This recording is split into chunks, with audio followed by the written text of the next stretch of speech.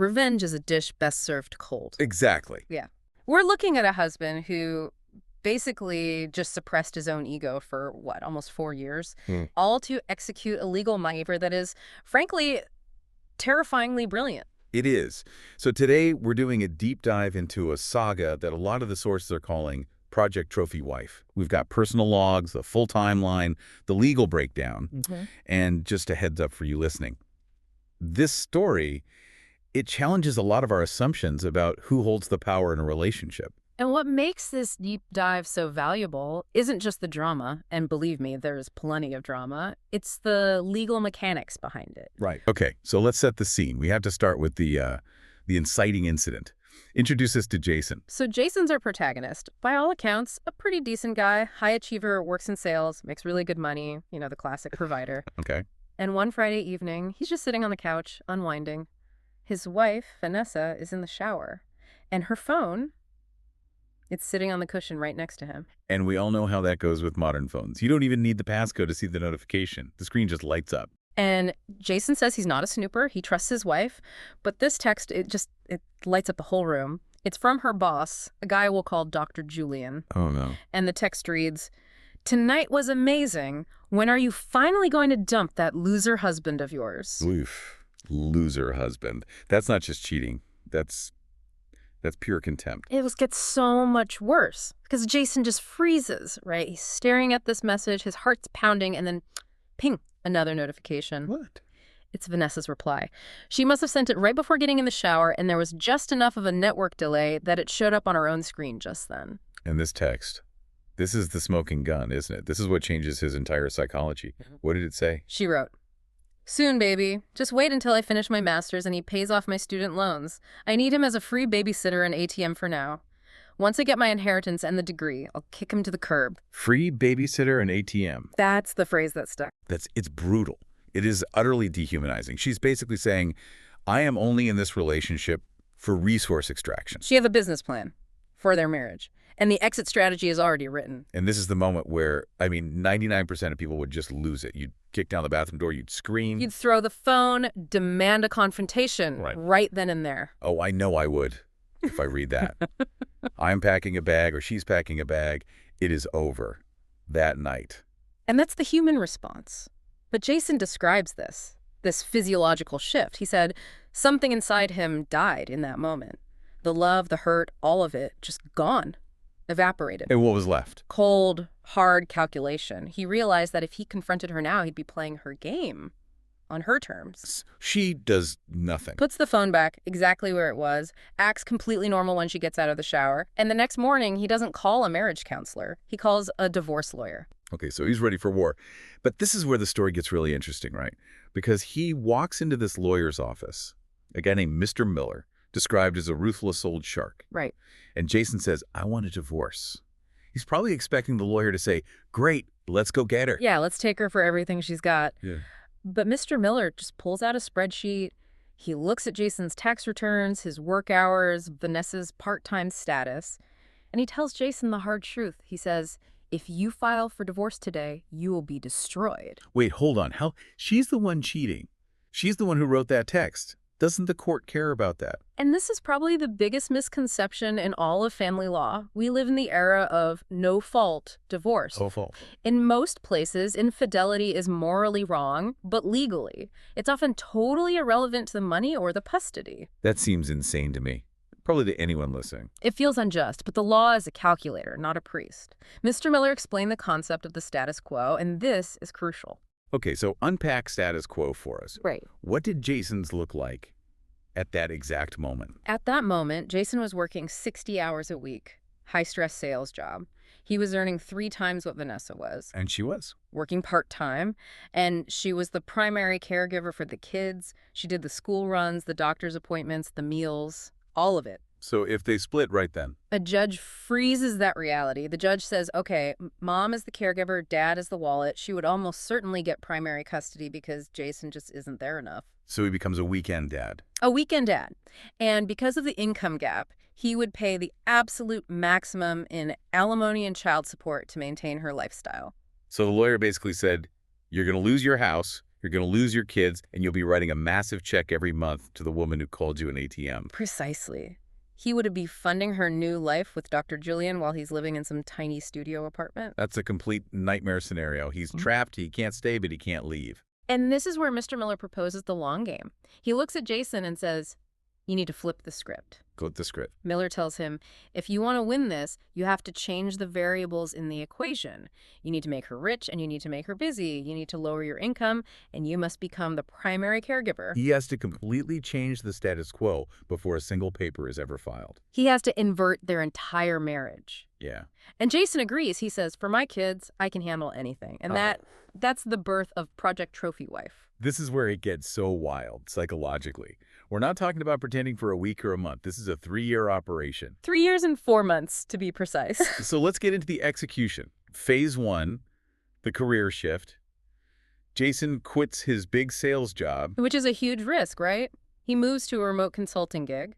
His income gets cut by about 50%. But his schedule opens up. Exactly. He gains flexibility. He's no longer the absentee provider. He is now physically present in the home every single day. Okay. Phase 2, the investment. Vanessa said in that text she wanted her master's degree. So Jason, he leans into it. He more than leans in. He encourages it. He pays the $40,000 tuition. He tells her, honey, you're too talented to stay part-time. You need to fulfill your potential. Wow. So to an outsider, he looks like the world's most supportive husband. But legally, what is he actually doing there? He is building a case for something called imputed income. Imputed income. Okay, that sounds technical. It's a vital concept. When a court calculates alimony, it doesn't just look at what you are earning, but what you are capable of earning. Oh. By paying for that MBA, Jason is guaranteeing that, down the line, the court will see Vanessa as a high earner. He's taking away her ability to ever plead poverty. He's literally investing in her future earning capacity so he can use it against her. It's diabolical. He's paying $40,000 now to save hundreds of thousands later. It's like investment banking, but for a divorce. The parenting. That was the most important piece, right? That's what this was all for. Phase 3. Super dad.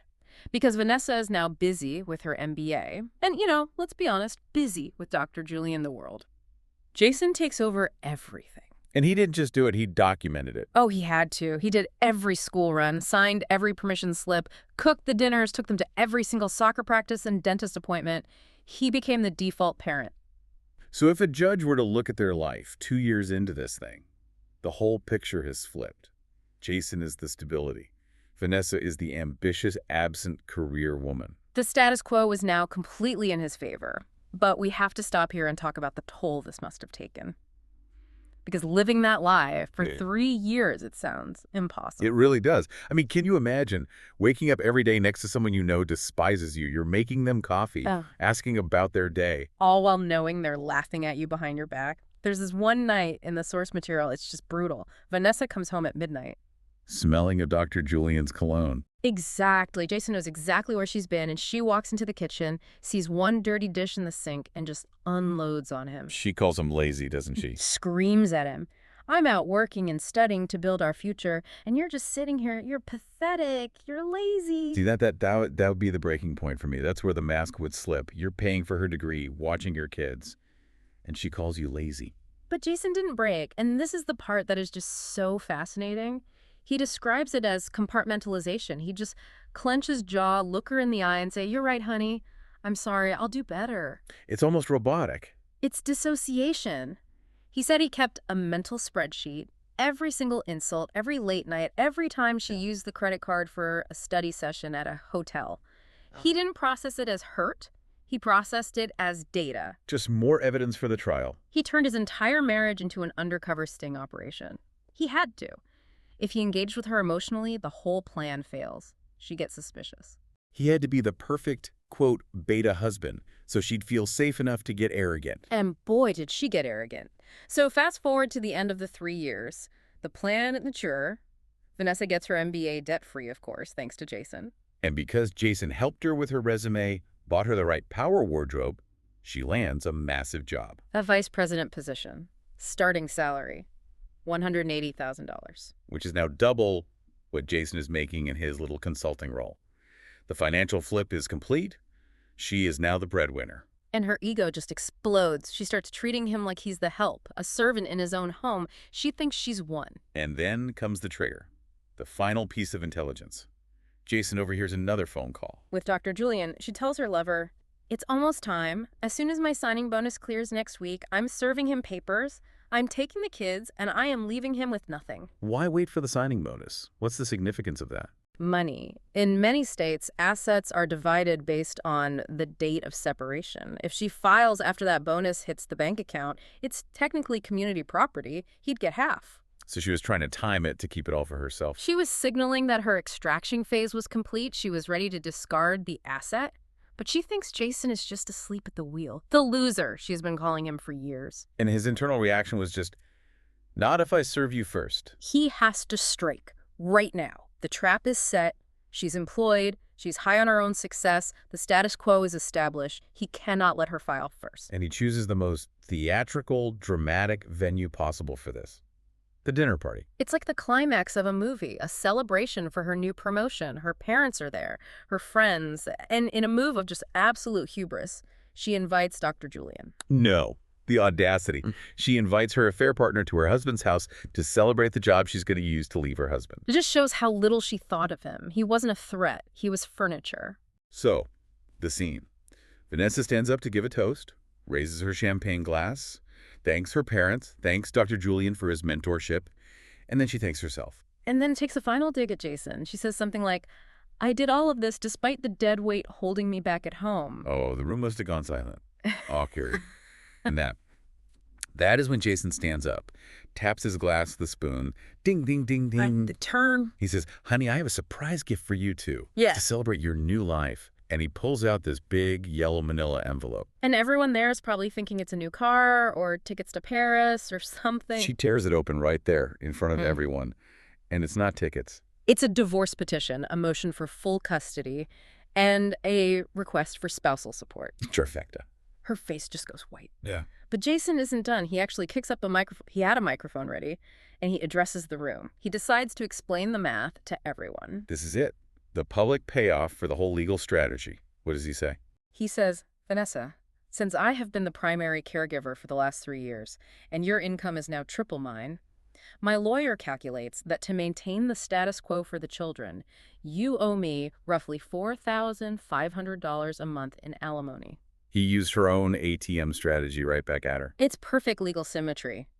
He established his need with his lower income and her ability to pay with the very job he helped her get. But there was one more thing in that envelope, a little USB drive. The nuclear option. He just drops it on the table and says, "This contains every text message you've sent to Dr. Julian for the last 3 years, plus the hotel receipts you charged to your company credit card. I'm sure your HR department and Dr. Julian's wife will find them very interesting." And that brings up another legal concept, dissipation of assets. What's that? Even in a no-fault state, you can't just waste marital funds on an affair. By using a company card, she risked her job, which puts the family's finances at risk. The court does not like that. But the immediate impact was just the reputation bomb going off in that room. Oh, absolutely. The room goes dead silent. Dr. Julian literally tries to sneak out the back door. Classic. And Vanessa just starts screaming, loses it completely. "You're nothing. You're a loser. I made this money." And Jason's response? It's the perfect closing line to the entire 3-year operation. He just says, "Exactly, honey. You made the money. And that's why you're going to pay for my retirement." Mic drop. Total, complete destruction. It's so satisfying in a movie way, but let's talk about the real-world fallout. Because the drama fades, but the court orders are forever. 6 months later, what was the actual result? Jason won. Across the board, the strategy worked perfectly. Okay, let's break it down. Custody. He got primary custody. The judge looked at the records for the past 3 years and saw Jason was the one doing all the work. He was the psychological parent. The court just maintained the new status quo. And the house. The assets. Jason kept the house. The ruling was that the kids needed stability, so the custodial parent stays in the home until the youngest turns 18. She had to move out. And the big one. The alimony. This is where the irony is just. It's perfect. Because of that USB drive, Vanessa actually got fired. HR doesn't love it when you use the company card for affairs. So she lost the $180,000 job. Did that get her off the hook for paying? Nope. And this is why imputed income is such a brilliant trap. The judge looked at her MBA, her experience, her VP title, all things Jason helped her get, and said, "You have the capacity to earn $180,000. You lost the job because of your own misconduct. Your payments will be based on your earning potential, not your current unemployment." Wow. So she's unemployed, but the law considers her rich. Exactly. She had to pay him out of her savings while she was frantically looking for a new job, writing checks to the loser husband she was planning to dump. What about Dr. Julian? Gone, vanished. The second she became drama and lost her job, he was out. So she's left with absolutely nothing. No husband, no lover, no job, and a massive monthly bill. The source even said she confronted Jason later and asked him, "Why did you do this? We could have been a power couple." She still didn't get it. Still saw marriage as a transaction where she was supposed to come out on top. And Jason gave her one last analogy. He said, "We were a team. I was the coach, you were the player. But you tried to fire the coach. Game over." It really brings us back to the central theme here. Was this justice, or was it something else entirely?